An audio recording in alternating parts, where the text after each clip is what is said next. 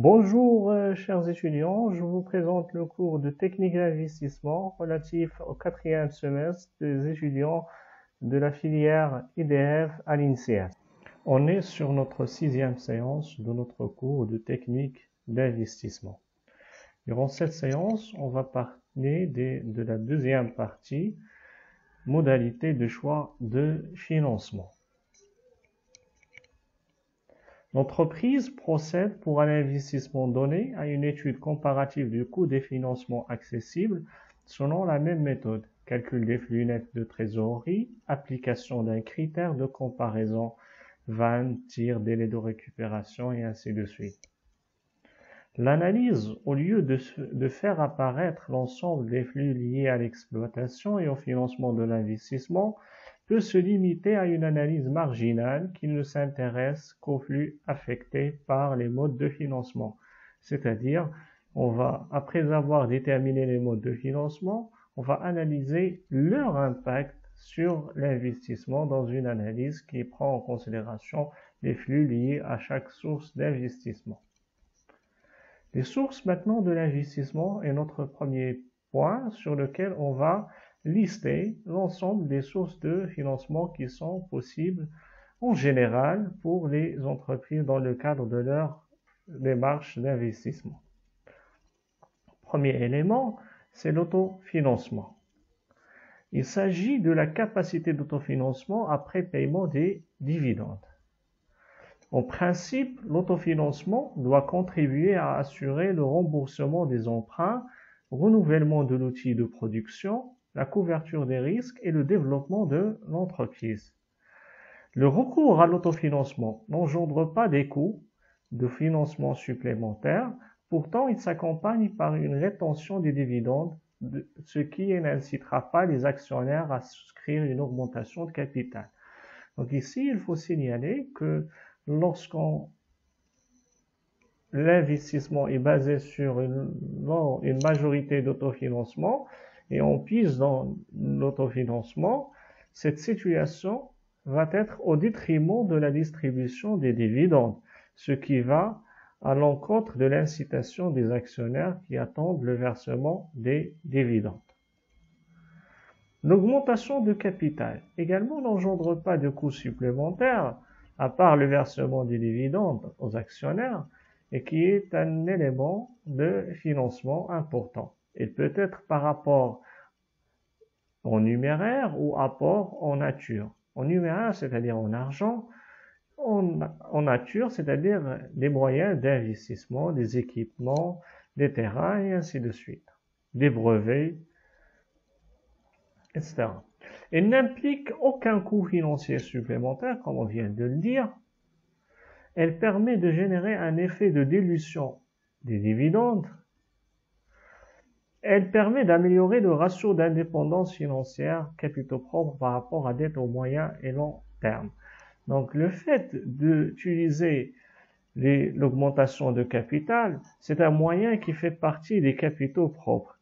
Donc il fait augmenter les capitaux propres de l'entreprise, ce qui va être bénéfique au ratio d'indépendance financière qui étudie la relation entre les capitaux propres et les dettes de financement en général. Les subventions d'investissement sont des aides accordées par l'État pour certains types d'activités des entreprises pour permettre à ces entreprises de réaliser des programmes d'investissement. Elles sont classées au compte 1311 au passif, puis reprise débit 1319, crédit 7577. Donc, pour annuler leur effet par rapport à chaque exercice, au même rythme de l'amortissement de l'immobilisation qu'ils ont servi à financer. Ça, c'est la précision comptable par rapport aux subventions d'investissement. Les comptes courants des associés créditeurs. Qu'est-ce qu'on veut dire? Ce sont des apports en compte courant d'associés ouverts aux associés sont beaucoup plus souples que les augmentations de capital. Donc tout simplement, il s'agit ici d'avoir des associés qui prêtent à leur entreprise et l'entreprise emprunte auprès de ces associés. L'intérêt rémunérant ces apports ou bien ces crédits est déductible des bénéfices à condition que le capital soit libéré. Le montant avancé par les actionnaires ne dépasse pas leur part dans le capital social. Le taux d'intérêt ne dépasse pas le taux fixé par les autorités monétaires et financières. Donc il y a des conditions pour la déductibilité de ces intérêts. Ça, c'est une précision également comptable et fiscale. Le retrait des sommes avancées par un associé ne pose pas de problème, sauf à menacer l'équilibre financier de l'entreprise. C'est-à-dire, si un associé qui a prêté à son entreprise dans le cadre des comptes courants d'associés, il peut à tout moment retirer ses fonds s'il en a besoin, mais ces situations ne posent pas problème pour l'entreprise que au niveau de son équilibre financier, c'est-à-dire aux programmes d'investissement qui sont liés à ces comptes courants d'associés, sachant qu'ils font partie comptablement de la classe 4, c'est-à-dire c'est un élément de passif circulant, et également ils ne font pas partie des dettes de financement. Les emprunts indivis. Dans ce type de financement, qui est le plus usuel chez les entreprises, l'entreprise a pour seul interlocuteur la banque prêteuse ou le pool bancaire si le financement est accordé par plusieurs banques réunies. Dans ce cas-là, c'est un seul emprunt pour l'entreprise. S'il s'agit d'une seule banque, donc c'est une banque prêteuse. S'il s'agit d'un ensemble d'établissements bancaires, on appelle ça un pool bancaire. Il se traduit par le paiement des intérêts et le remboursement du montant emprunté qu'on va appeler par la suite. Donc le remboursement du montant emprunté, on l'appelle amortissement de l'emprunt. Le remboursement peut se faire selon 3 modalités. Cet amortissement, il peut être constant. Il se peut qu'il soit une annuité constante, qui est le plus utilisé, ou bien prêt in fine, ou bien ce qu'on appelle prêt bullet, c'est-à-dire que le remboursement du principal se fait à la dernière période. Et durant toute la période de versement, on verse que les intérêts. Le remboursement par amortissement constant est notre premier point dans ces modalités. À la fin de chaque période, on rembourse une part constante du capital emprunté, qui est appelé amortissement. Cette part est égale au capital emprunté divisé par le nombre de périodes de remboursement. Autrement dit, si le capital emprunté est C0 et N, le nombre de périodes, l'amortissement constant N ici, il note l'amortissement qui est constant, qui ne change pas, est donné par la formule suivante. Petit m est égal à C0 sur n, c'est-à-dire le nombre de périodes. Ça, c'est le montant emprunté, et ça, c'est le nombre de périodes. Donc, une fois nous avons cet amortissement, on le met dans le tableau avec les formules et les conditions générales suivantes. Donc, dans la première période, donc une fois on calcule l'amortissement, on le place au niveau de l'ensemble des périodes. Par la suite, je mets le montant emprunté, je le multiplie par le taux d'intérêt, je trouve l'intérêt de la période, et je fais I1 par exemple plus N, ça va nous donner la première annuité. Et on fait de même pour l'ensemble de ces éléments. Donc C1 serait le capital que j'ai, ou bien le montant emprunté, moins l'amortissement de la période précédente. Donc pour illustrer ces propos, nous allons faire passer par rapport à un exemple chiffré.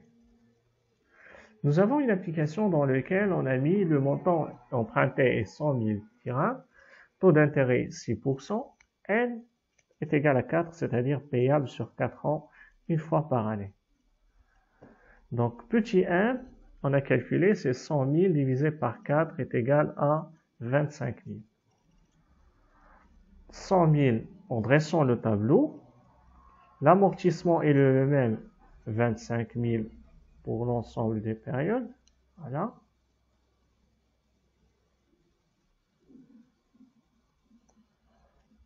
Donc voilà, et ainsi de suite.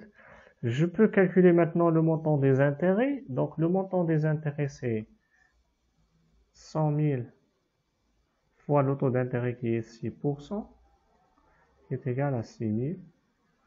Voilà, nous l'avons.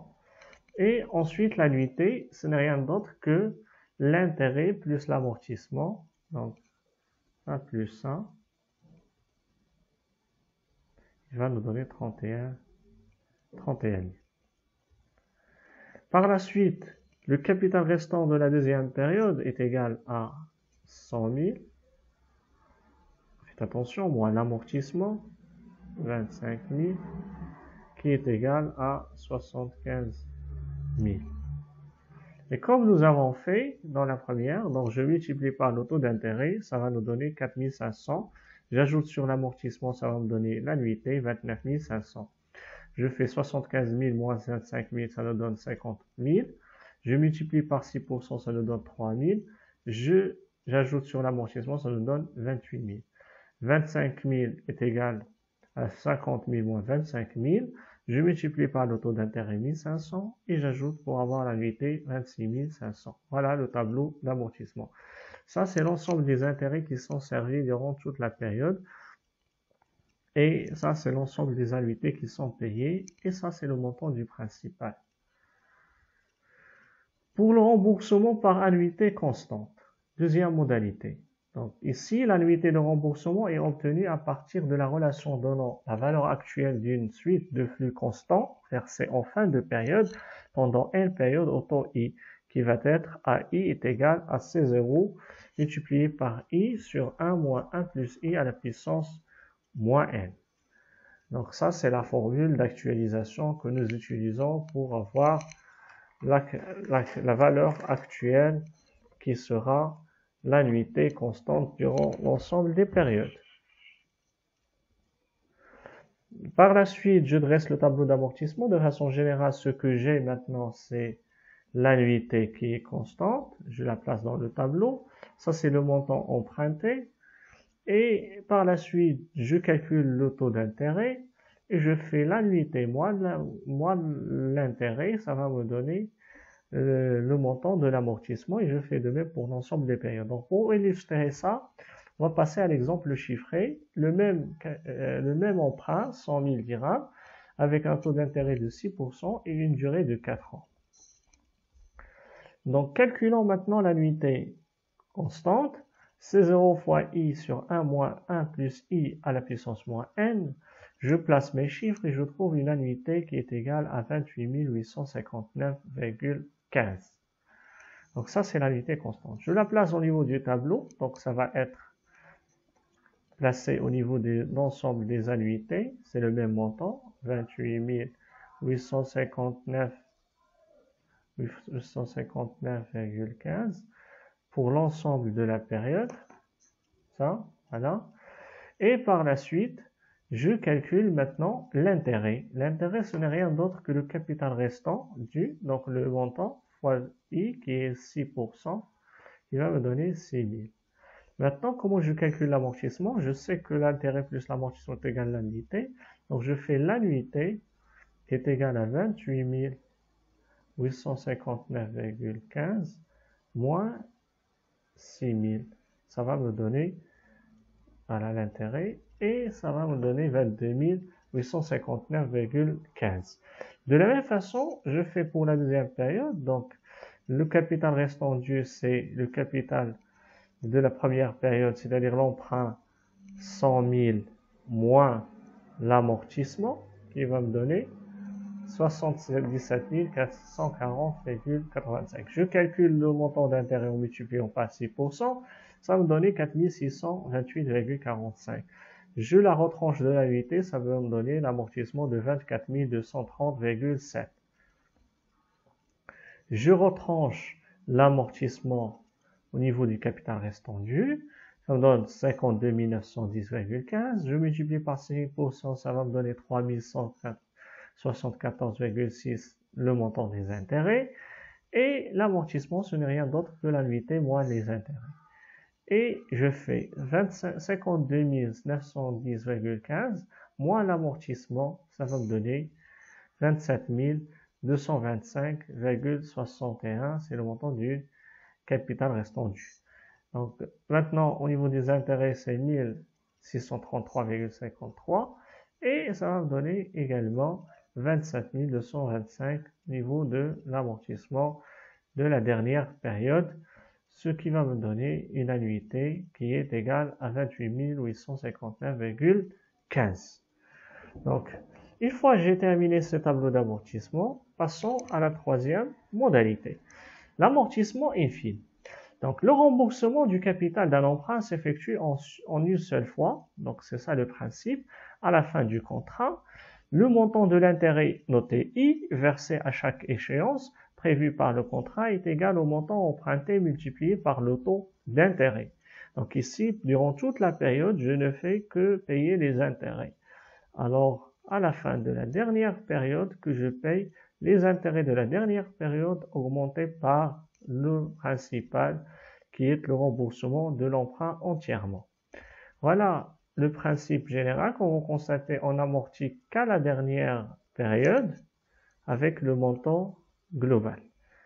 Donc, ce qui va me donner, avec l'application, donc toujours un emprunt de 100 000, un taux d'intérêt de 6% et un nombre de périodes de 4 années. Donc, je place le capital restant dû, je serre l'intérêt pour la première période et je ne paye que les intérêts. Je fais de même pour la deuxième période, la troisième période et la dernière période. Je paye les intérêts et également le montant du principal qui est égal à 100 000 une seule fois. Voilà le montant qui est payé, ce qui va me donner une annuité qui est égale à 106 000.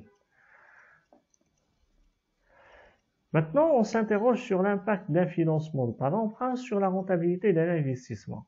Pour cela, on va faire une application d'une entreprise qui décide de réaliser un investissement de 900 000 dirhams au début de l'année 2023. Le matériel doit être amorti linéairement sur 3 ans. Sa valeur résiduelle après 3 ans est 200 000. Le BFRE est négligeable. Le taux de l'IS est supposé à 30%. Les bénéfices prévisionnels après amortissement et impôts sont les suivants. Donc, ça veut dire que ce sont les montants du résultat net. 80 000 en 2023, 120 000 en 2024 et 60 000 en 2025. On nous demande de calculer la vanne avec un taux d'actualisation de 12%.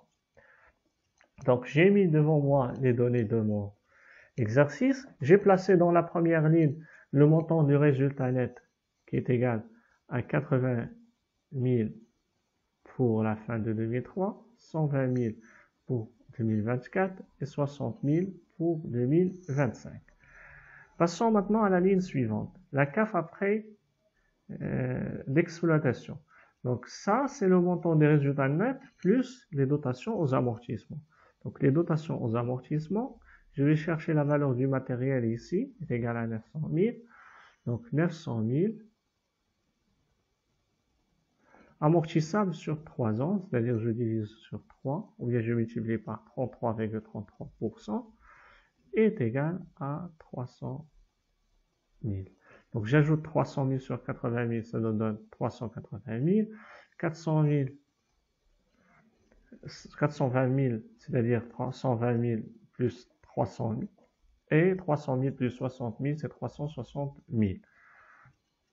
La ligne suivante est celle de la valeur résiduelle. Nous avons une valeur résiduelle de 200 000. Par la suite, le montant initial de l'investissement est égal à 900 000. Je le mettrai en moins, il s'agit d'un décaissement. Maintenant, la dernière ligne, je calcule les flux nets de trésorerie qui est la somme de ces lignes, les 3 dernières lignes. Moins 900 000 pour le début de la première année, fin de la première année 380 000, 420 000 pour la fin de la deuxième année et 560 000 pour la fin de la troisième année. Je n'ai qu'à actualiser ces montants pour retrouver la vanne de 172 704,08 plutôt, qui est un investissement rentable. Mais ça, c'est la situation avant l'entrée de l'emprunt. Donc, avant l'utilisation de l'emprunt, nous avons une vanne positive de 172 704,08. Qu'arrive-t-il après l'emprunt? Est-ce que la vanne va augmenter ou bien va diminuer? Et également, on s'interroge sur le taux de rentabilité interne, ou bien le taux interne de rentabilité, le TRI, qui annule la vanne. On fait par interpolation linéaire, on retrouve un taux de 22,14%. Donc, c'est-à-dire une rentabilité économique de 22,14%. La suite de l'application, cet investissement qui serait financé à hauteur de 600 000 dirhams par un emprunt bancaire au taux de 10% remboursable sur 3 ans par amortissement constant. Et on nous demande de calculer la vanne avec un taux d'actualisation toujours de 12%. Donc ici, on va calculer la vanne tenant en considération cet emprunt. Commençons par le tableau d'amortissement de l'emprunt. Nous avons un montant d'emprunt de 600 000, un taux d'intérêt de 10% et un nombre de périodes de 3 années. Donc, calculons l'amortissement constant, qui est égal au montant de l'emprunt sur le nombre de périodes, 600 000 sur 3. Donc, puisque la modalité ici précisée par notre exercice ou notre application est de modalité de l'amortissement constant, égal à 200 000. Et nous dressons le tableau comme nous l'avons vu précédemment, en mettant l'amortissement constant de 100 000, donc le montant des intérêts 60 000 pour la première année, 40 000 pour la deuxième et 20 000 pour la troisième. Donc le nombre des annuités, c'est la somme des intérêts plus les amortissements, en sachant que ces intérêts sont bruts en tenant en considération de l'IS. Donc passons maintenant à l'impact sur les flux de trésorerie nette. Donc nous avons les flux que nous avons détectés avec le travail à faire précédent, moins 900 000 en début 2023, 380 000 en fin 2023, 420 000 en 2024 et 560 000 en 2025. Nous avons reçu un montant d'emprunt de 600 000 plutôt, dans la deuxième ligne. Les intérêts nets de l'IS, c'est-à-dire je prendrai le montant des intérêts et je multiplie par 70% en retranchant l'impact de l'IS, parce que il y a également une économie d'impôt de 30% qui est relative à l'IS. Donc, petit 1 ici, ça veut dire que j'ai pris le montant de 60 000, le montant de l'intérêt de la première année, à partir du tableau d'amortissement, fois 70%, il va me donner 42 000. Je fais de même pour la deuxième année et la troisième année. Donc, j'ai versé ces montants des intérêts en tant que, donc les intérêts, ce sont des charges financières. L'amortissement de l'emprunt est égal à lui-même à 200 000 pour chaque année, donc c'est un versement, c'est pour cela que j'ai mis le point, et je calcule le flux net de trésorerie qui est égal à moins 300 000 dans le début de la première année, 138 000 dans la fin de la première année, 192 000 dans la fin de la deuxième année, et 346 000 en la fin de la troisième et la dernière année. Donc, je n'ai qu'à actualiser ces flux pour avoir une vanne qui est égale à 222 551,48 et un tri qui est égal à 45%. Donc, passons maintenant à cette remarque. L'impact de financement partiel par emprunt a permis une augmentation de la vanne du projet.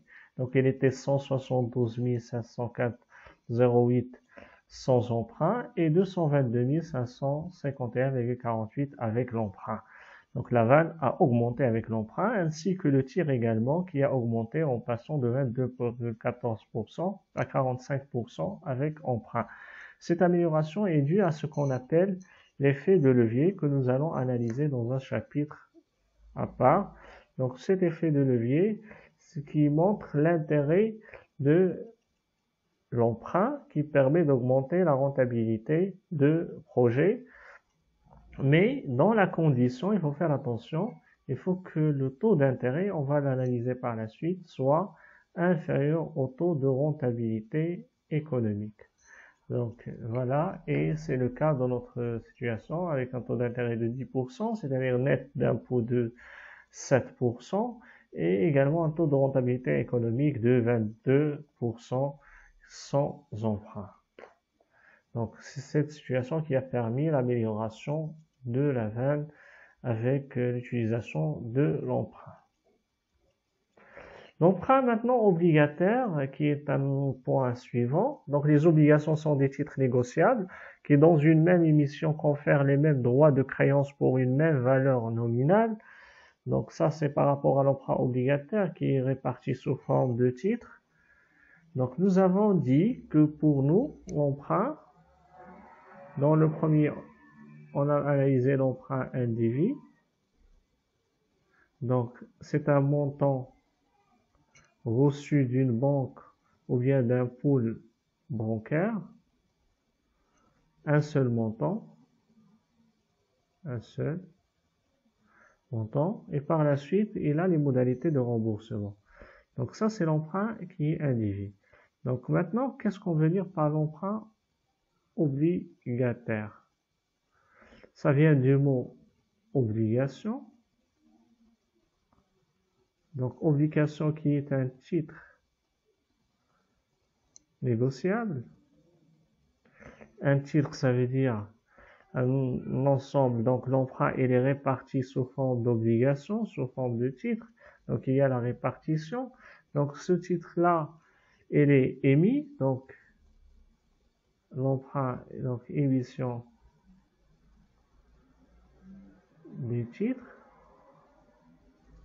c'est-à-dire des obligations. Cette émission nous confère ce qu'on appelle un prix, avec un prix qu'on appelle le prix d'émission. Donc le montant de l'emprunt obligataire sur le nombre de titres, il va nous donner ce qu'on appelle une valeur nominale. Maintenant, lorsqu'on va émettre ces titres-là, on demande à ce qu'il achète, on va le déterminer avec un prix d'achat, prix d'émission. Donc si la valeur nominale elle est égale au prix d'émission, on appelle ça au pair. Une émission au pair. Donc c'est-à-dire que le même prix. Mais parfois, pour intéresser les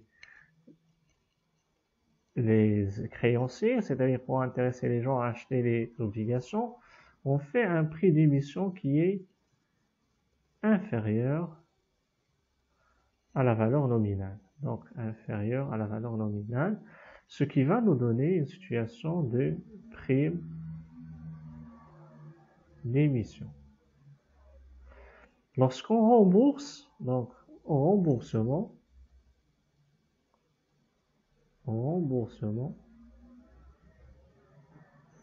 on appelle ça le prix de remboursement. Pour intéresser également, on peut être que le prix de remboursement, il peut être égal à la valeur nominale, mais il peut être également supérieur à cette valeur nominale, ce qui va nous donner une prime de remboursement. On peut avoir une prime de remboursement, une prime d'émission, ou bien les deux à la fois. C'est-à-dire double prime. On va voir le tableau d'amortissement de cet emprunt obligataire. Ça, c'était juste un aperçu sur les principales situations d'émission de remboursement des obligations. Reprenons. Donc, l'émission de l'emprunt obligataire, d'après le schéma que nous avons dressé, l'emprunt obligataire peut être émis comme suit.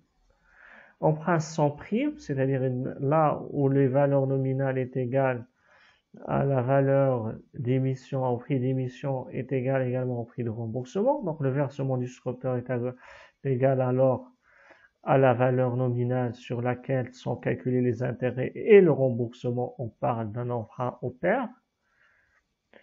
Emprunt avec une prime. Dans ce cas, il y a une prime d'émission si le montant versé au prix d'émission est inférieur à la valeur nominale. Ça, c'est pour intéresser les gens à acheter des obligations. Donc, il y a une prime de remboursement également si la valeur de remboursement de l'obligation émise au pair est supérieure à la valeur nominale, ou bien il y a une double prime, c'est-à-dire si la valeur de remboursement est supérieure à la valeur nominale elle-même supérieure au prix d'émission. Voilà les situations lors de l'émission d'un emprunt obligataire. Le remboursement maintenant de l'emprunt obligataire. Le remboursement de l'emprunt obligataire ou amortissement de l'emprunt s'effectue graduellement par des remboursements partiels, le plus souvent annuels. Donc la somme consacrée à chaque année au service de l'emprunt, à savoir l'annuité, comprend deux parties, comme nous l'avons vu, le remboursement de la tranche d'obligation, c'est-à-dire l'amortissement, et également le paiement des intérêts. Pour illustrer ça, on passe par une application. Donc la société ABC a émis le 1/1/2021 emprunt obligataire dont les caractéristiques sont les suivantes.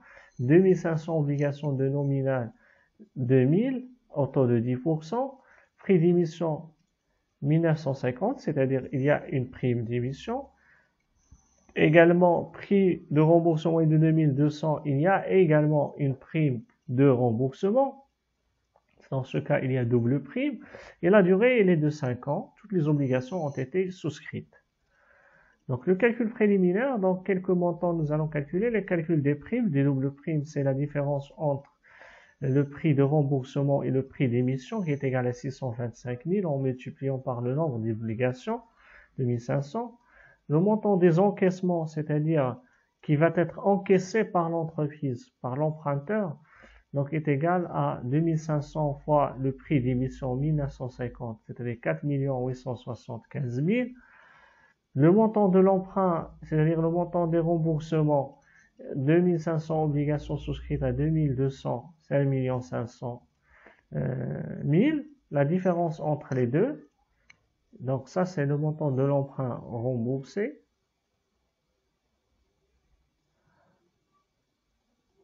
La différence, elle va nous donner 625 000. Tableau d'amortissement constant maintenant. Nous avons mis les colonnes suivantes, les années, le montant au début de période, le nombre d'obligations remboursées, le montant remboursé et les intérêts et l'annuité. Donc, puisque nous avons ici un amortissement qui est constant, donc on va dire que nous avons 2500 obligations sur le nombre de périodes 5 années, il va être égal à 500. Donc le nombre d'obligations remboursées, c'est 500. Voilà. Donc nous avons un montant initial de début de période avec ici, on prend en considération la valeur nominale. 2500 fois 2000, ça, on prend la valeur nominale parce que c'est la base de calcul des intérêts. Donc ici, on a dit le nombre d'obligations remboursées, c'est 500. Et le montant remboursé, c'est 500 fois 2200, qui est égal à 1 100 000. Donc ici, c'est 500 fois 2200. L'intérêt, c'est 500 000, c'est-à-dire c'est le montant sur la base de la valeur nominale multiplié par le taux d'intérêt qui est égal à 10%, est égal à 500 000. Et l'annuité, c'est la somme des deux, 1 600 000. Donc, tel que nous l'avons fait dans la première période, on le fait dans la deuxième, sachant que le montant qui reste, ici, il reste 2000 obligations après avoir remboursé 500. Et je fais la même procédure ici pour calcul de l'annuité. Je fais de même pour 2023, 2024 et 2025 jusqu'à la fin de délai de remboursement. Donc, totalement, j'ai eu un remboursement de 2500 obligations, un montant global qui est égal à 5 500 000, des intérêts de 1 500 000 et un ensemble des annuités qui est égal à 7 millions au total. Donc ça, c'est le montant total. On passe maintenant au tableau d'amortissement avec annuité constante. Avec annuité constante, on aura un petit souci à prendre en considération, c'est que nous allons calculer une annuité théorique qui va nous donner le nombre d'obligations remboursées théoriques. Pourquoi théorique? Parce qu'il y a des virgules. On va passer au nombre d'obligations remboursées avec un entier, c'est-à-dire avec un montant qui appartient à l'ensemble N. Donc, on fait l'annuité constante au montant de l'emprunt fois t sur 1 plus t 1 moins 1 plus t à la puissance moins n. Une fois on calcule la nuitée, voilà, on va trouver qu'elle est égale à 1 318 987,40. Ça, c'est la nuitée théorique. Je vais la placer au niveau de cette ligne, de cette colonne des annuités et j'aurai les montants suivants, le même montant avec un montant total. Donc ici, un total qui est égal à 6 594,937 également. Ça va nous donner ce montant total des annuités théoriques. Bon, maintenant on passe aux intérêts. Donc la base des intérêts, on multiplie par 10%. Ça va nous donner 500 000. Le montant remboursé théorique, ça va être l'annuité théorique, ça, moins ça, il va nous donner ce montant qui est égal à 818 987,40. Je le divise par la valeur nominale pour retrouver à la 409,49 obligations. Faites attention, vous aurez ici, il y a les virgules, je l'arrondis à l'entier le plus proche, c'est 409. Donc je mettrai le montant remboursé en multipliant par 2200 et ça va me donner une annuité qui est égale à 1 389 000. Donc l'annuité, c'est le montant remboursé, le principal, plus les intérêts. Ça plus ça, ça va vous donner l'annuité. Donc comme j'ai fait pour la première ligne, je le fais pour la deuxième, et la troisième, la quatrième, et la dernière ligne. Une fois j'ai calculé, je trouve le total de l'ensemble de ces éléments. Donc ça c'est le total. Au total, nous avons 2500 obligations. Ça c'est la partie théorique. Et ça c'est la partie sur laquelle il y a le montant à rembourser, l'annuité versée et également les intérêts que nous avons ici calculés. Donc voilà l'ensemble des éléments de notre tableau et je vous remercie pour votre attention.